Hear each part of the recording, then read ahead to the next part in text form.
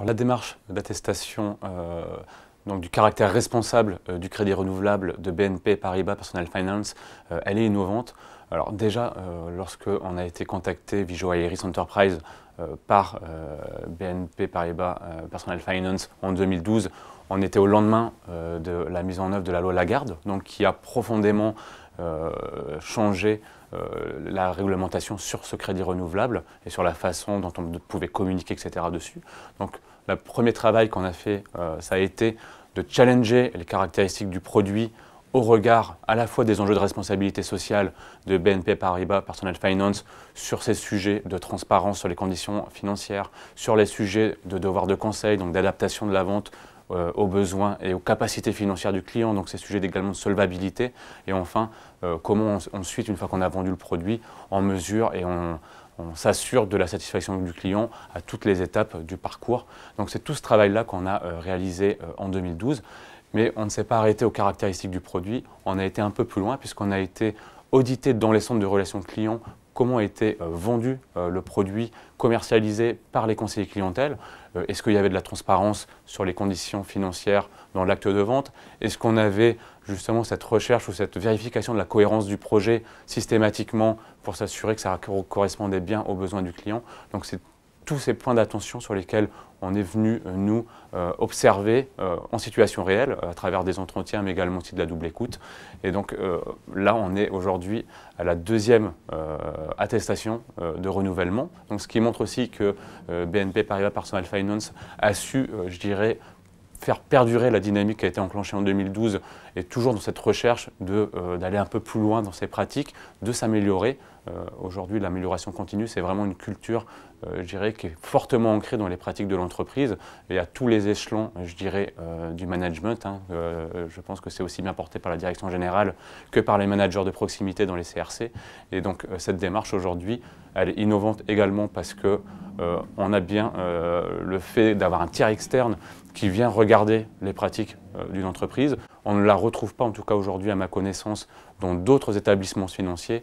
Et c'est bien ça qui fait la force de cette démarche et je l'espère qui va continuer à toujours faire bouger cette entreprise dans cette recherche d'excellence, cette recherche d'amélioration.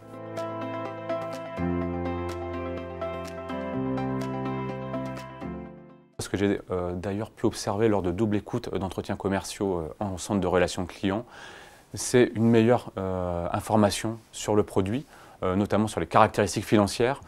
Je pense qu'aujourd'hui, elles sont systématiquement données aux clients, donc le taux, le coût total du crédit, la durée, la mensualité.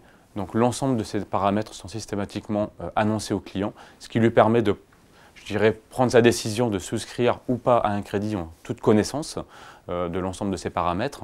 L'autre point, je pense, qui est important et que j'ai pu observer, c'est également aussi cette dimension pédagogique, alors à la fois dans le plan d'entrée en clientèle, donc à travers toutes les actions du marketing, les fascicules, les guides pédagogiques justement pour expliquer le produit, parce qu'on reste sur un crédit renouvelable. Ce n'est pas forcément aujourd'hui le produit le plus simple à comprendre pour le consommateur. Donc cette recherche de pédagogie et cette démarche, je pense qu'elle encourage cette recherche de pédagogie. Je continuerai à challenger cet élève dans sa capacité à toujours apporter davantage de pédagogie dans la relation avec le client.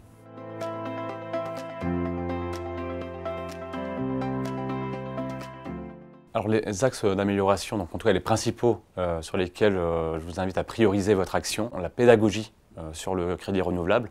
Alors il y a eu des actions qui ont été menées, notamment dans le plan d'entrée en clientèle, etc. Donc quelles actions on peut mettre en place pour aller encore un peu plus loin, je dirais un cran plus loin dans l'accompagnement des clients pour favoriser justement cette appropriation et notamment qui fasse du crédit renouvelable un vrai outil de pilotage budgétaire. Le deuxième point d'amélioration qui a été identifié suite à l'audit, c'est donc la souscription du crédit renouvelable sur le canal web. Aujourd'hui, la question qui se pose, c'est comment j'arrive à transposer finalement tout ce qui fait la force de la relation avec le client sur le canal CRC, c'est-à-dire l'écoute active, le questionnement du projet pour en vérifier la cohérence, la transparence sur les conditions tarifaires, comment j'arrive à transposer tous ces points forts sur le canal web. Donc ça fera partie des points de vigilance et ça fera l'objet d'un point d'attention lors du prochain audit. Enfin, le dernier point d'amélioration qui est finalement davantage un point d'attention, il concerne la transparence sur les conditions tarifaires. C'est un point sur lequel vous avez beaucoup progressé depuis le démarrage de la démarche en 2013. Néanmoins, c'est un point sur lequel il ne faut surtout pas relâcher les efforts, notamment le coût total du crédit, la mensualité, la durée du crédit et le taux. Donc je vous invite vraiment à toujours rester vigilant, à bien informer le client sur ces 4 paramètres.